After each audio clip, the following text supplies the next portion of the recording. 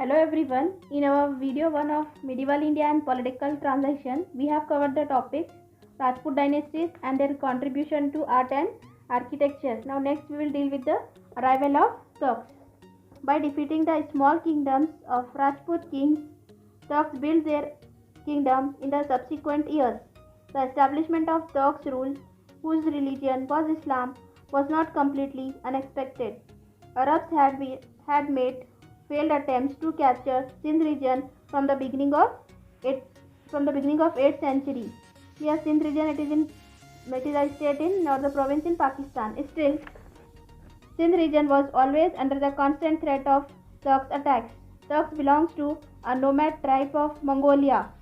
Apart from Central Asia, who had accepted Islam, Alpatijin, who belongs to this tribe, established his independent state in 963 CE in Ghazni region of Afghanistan. The battles between Turks and Rajputs started from his period. First we will see about Mahmud Ghazni. Ghazni ascended throne after Alpatijin in 999 CE. Mahmud invaded India 17 times. The famous Somnath temple and the temple of Saurashtra were destroyed during his invasions. Though all the Rajput kingdoms of the western India were battered by these invasions, they failed to face Turks with unity. Mahmud succeeded in his invasions due to the political and military weaknesses of Rajputs. Mahmud invaded 17 times and carried away innumerous amount of golden ornaments and wealth to Ghazni. Though he did not build kingdom in India, his invasions showed the way to future Turks invasions into India. Similarly, the valor of Rajputs, who had become weak with the internal rivalries, also got displayed. Next, after Mahmud Ghazni, another person from Turks, it is Muhammad Ghori. A Turk dynasty of Ghaur region from Afghanistan came to prominence and ended the rule of Ghazni dynasty. Ghiyasuddin Muhammad Ghaur of this dynasty ascended the throne. He sent his younger brother Mujahideen Muhammad to establish Turk rule in India. He is called as Muhammad Ghori by the historians. He started his first invasions by besieging Multan. He wanted to recapture the places of Sindh that were under the rule of Mahmud Ghazni. He invaded Anilwara of Gujarat and got defeated there.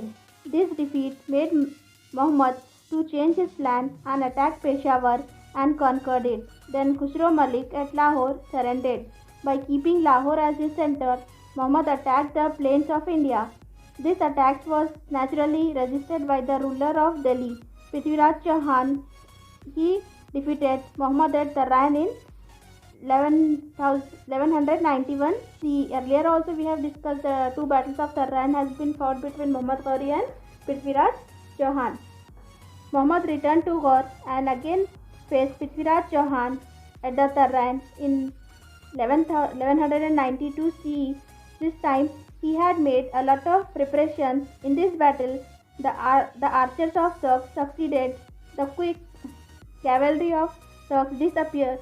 The Rajputs army with the slow-moving elephants. Here cavalry means the army which is consisted of animals like horse, elephants. Govinda Rao and Bhola, who were the instrumental in the Rajput victory during first Taran battle, were killed. Prithviraj Chauhan was imprisoned. Prithviraj Chauhan continued to rule for a while after his surrender. Muhammad appointed his slave to take care of the areas won by him in India. He got murdered on his way back to Ghaur. After Mahmud Ghazni and Muhammad Ghori, now next we will see about the political implications. Implications means consequences or results. What are the results of Turk invasions in India?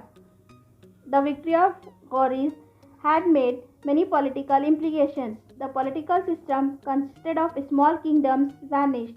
A centralized rule of Sultan who had immense power at Delhi came into existence. As a result, the entire northern India came under one rule after Harsha. The system of administration was different from Rajputs. The Sultan had the absolute power of either appointing or dismissing all officials. The military administration was also clearly unlike the previous one. Soldiers were appointed directly by the Sultan. Soldiers remained loyal directly to the Sultan himself. With the establishment of the rule of sultans, India got reconnected with the outer world, which had remained cut off from 8th century onwards. Next it is Delhi Sultanate. In that Delhi Sultanate, it has been ruled by the five dynasties like Slave Dynasty, Khilji Dynasty, Tughlaq Dynasty, Sayyid Dynasty and Lodi Dynasty.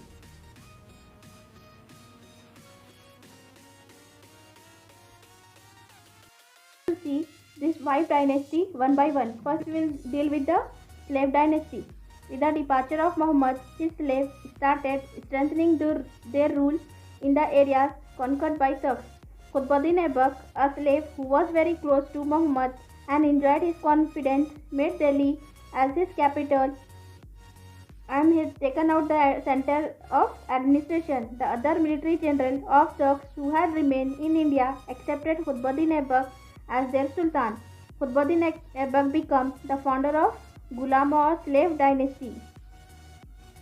First we will see about Qutbuddin Aibak. All the people who succeeded Muhammad Ghori in all the places conquered by him in India were his slaves. Qutbuddin Aibak, who established Turk rule in Delhi, was also a slave.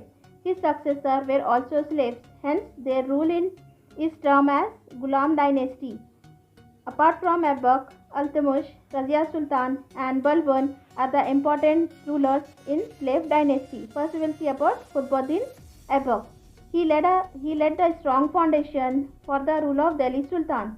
Qutbuddin Aibak belonged to a family of Afghanistan Turks and was sold to the Qazi of Nishapur. Nishapur is a place in Iran. As a slave by his guardians, Aibak received education in Arabic and Persian languages and was also trained in archery, horse riding and soldiering. Muhammad Ghori, who was the governor of Ghazni, pursued him and as his slave. Aibak attracted the attention of Muhammad Ghori by his bravery. He became the overseer of the attacks on India after the Second Battle of Taran. He became the successor of northern India during the period of Muhammad Ghori. He ruled independently after the death of Ghori. Aibak built the Huwatul Islam Mosque in Delhi. He also started building Qutub Minar there itself. Scholars like Nizami and Faqih Mudabbi were in his court. A work named Tajul Masir provides information on Aibak. After Qutbuddin Aibak, the next ruler from the slave dynasty, that is Iltutmish. He belongs to a slave of Qutbuddin. He was the administrator of Gwalior and became the successor of Aibak. Ghazni's king Tajuddin Yaljut and Sind Nasiruddin Khabacha could not tolerate the ascendance of Iltutmish as a sultan, revolted against him. Iltutmish defeated them and then conquered Ranthambore, Mandora, Gwalior, Bilsa, Ajmer, Banaras and Kannauj. Here these places, Ranthambore it is in Rajasthan, Mandora it is in Uttar Pradesh, Gwalior in Madhya Pradesh, Bilsa also in Madhya Pradesh, Ajmer you are familiar it is in Rajasthan, Banaras in Uttar Pradesh as well as Kannauj in Uttar Pradesh. Mongolian invaded India for the first time under the leadership of Genghis Khan. Mongolia is a tribe from central India. Iltutmish made them to retreat successfully. These achievements of Iltutmish made the Caliph of Baghdad to issue a letter bestowing administrative power to him. Iltutmish divided his kingdom into ikhtas or province and appointed iqtidars. They are also known as the provincial officers to run the administration. He appointed a group of 40 sardars to advise him in administrative issues. The prime minister and judges used to advise him. Iltutmish brought gold and silver coins into circulation. He completed the construction of Qutub Minar, which Qutbuddin has started to building during his time. After Iltutmish, next ruler of slave dynasty was Razia Sultan. As Iltutmish's son Rukubuddin Feroz was incompetent, his daughter Razia Sultan became his successor. She was the first woman to ascend Delhi throne. She earned the title of Sultana and participated in battles dressing as a man. She established her rule from Sindh to Bengal. The provincial officers who were unable to tolerate her rule revolted and killed her. After Razia Sultan, the last ruler of this state is Ghiyasuddin Balban. Balban was a slave of Iltutmish and had been a part of Turkish slave group due to his loyalty, intelligence, and good qualities during the period of Razia Sultan. He was appointed to the post of Amir-e-Shikar. The Turkish Sardar supported him during the political unrest that emerged after the death of Razia Sultan. Balban became the Sultan of Delhi. After becoming the Sultan, Balban controlled the misrule of disobedient Turk Sardars. He destroyed the Turkish Sardar evil group and he thwarted the Mongolian attacks and ensured peace and order in his kingdom. He implemented different policies and initiated different traditions in his court.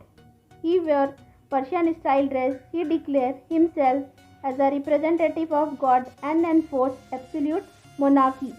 He built his army with the support of able military generals. In order to repel Mongolian attacks, he built forts along the border of northern western India. The efficient administrator Balban was succeeded by Khyabuth. He was murdered by his son minister. With this, the slave dynasty was ended. Here in slave dynasty, 4 rulers we have discussed: Qutbuddin Aibak, Iltutmish, Razia Sultan and Balban. After the end of slave dynasty, the next dynasty came into power. It is second dynasty from Delhi Sultanate. It is Khilji dynasty. Jalaluddin established the Khilji dynasty. He was a man of mercy and soft-spoken. As a result, his Sardar became strong and plotted to kill him. Later, Alauddin killed him and became the Sultan of Delhi. Now, next we will deal with the Alauddin Khilji. He grew up under the protection of Jalaluddin during his childhood days. He was a good warrior and served as a governor and also as a military general. As a military general, he invaded Malwa, Bhilwa and Devagiri and plundered lot of wealth. Malwa, it is in Madhya Pradesh, and Devagiri, it is also known as Daulatabad in Maharashtra, and plundered lot of wealth. He killed his guide and mentor Jalaluddin. Thus, by treating the path of murder and plunder, Alauddin became the Sultan of Delhi. Alauddin thwarted the attacks of Mongolians. He defeated the Rajput king Kanradeva II and Hemaradeva of Ranthambore and Bhimsingh of Chittor. Apart from this, he conquered Malwa, Jalore, Bundi and Mandur. Mandur, it is in Uttar Pradesh. The honor of successful competition of southern Indian invasion goes to his general Malik Kafur. During his time, he invaded Devagiri, Warangal, Dwarasamudra and Madurai and became responsible for their destruction. Here Malik Kafur was the Governor General of Alauddin and he has invaded many places in South India, like Devagiri is in Maharashtra and Warangal it is in Telangana, Dwarasamudra in Hassan district of Karnataka and Madurai in Tamil Nadu. Due to this, he has captured many places in South India. After him, his third son Qutbuddin Mubarak ruled for 4 years and was murdered by his soldier Khusro. Later, Ghazi Malik Ghiyasuddin Tughlaq murdered Khusro and established Tughlaq dynasty. Now we will see what are the contribution of Khilji dynasty to the administration, military and market. First we will see about administrative reforms. Alauddin Khilji implemented different reforms in the administration. He abolished religious endowments, gifts, lands and subsidies. Subsidies means financial support. An efficient intelligence network was established by him. He prohibited alcohol, drugs and dice games. He banned association formation among his soldiers, their socialization with general public and marriage among elite classes of people. During his time, the farmers with the minor landholdings and also a big landlord had to pay taxes. He appointed revenue officials to collect a fixed tax from the farmers. After administrative reforms, the next reform by Alauddin Khilji is military reforms. The task of recruiting, training of soldiers and the supply of arms and the horses were entrusted to the defense minister. The salary of the soldiers was dispensed on the last day of the month in the form of cash. The individual records of soldiers were created based on their physical features. A system of record named as Dhulia was brought into effect for this purpose. The process of stamping the horses, called as dak, came into effect. If any soldier had any goyas, which is salary or enlightenment, he could have directly complained to the Sultan himself.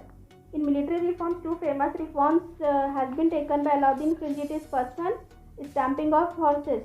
It is called as dag, and Hulia, keeping of the records of the soldiers. These two things has been newly introduced by Alauddin Khilji in military reforms. Now next it is market reforms. The reforms in the market that were implemented by Alauddin Khilji have ensured him a special place in the history. He created a system wherein the common people had to access to pulses, cooking oil, sugar, salt and fuel at the fair prices. Similarly, he established markets to sell horses and slaves. He appointed higher officials named Shane Mandi to regulate the markets. Severe punishment were given to the cheaters.